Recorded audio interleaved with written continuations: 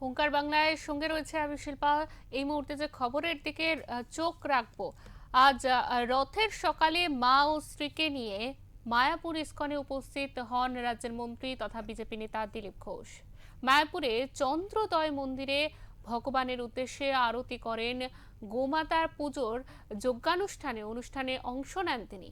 রাজ্যপালের আবেদনের পর ইসকনের মতো একটি প্রতিষ্ঠানের রথযাত্রায় অংশ নিতে পেরে তিনি অত্যন্ত আনন্দিত এবং খুশি।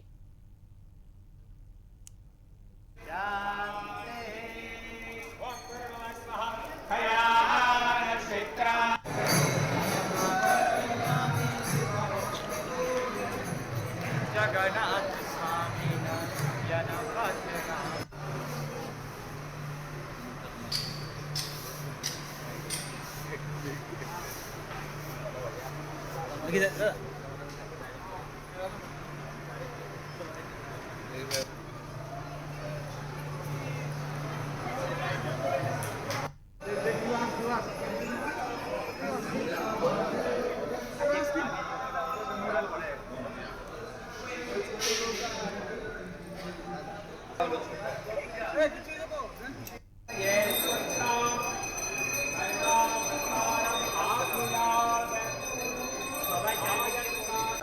মায়াপুর ইসকনের যে হেডকোয়ার্টার, এটা আমাদের কাছে একটা প্রেরণার জায়গা।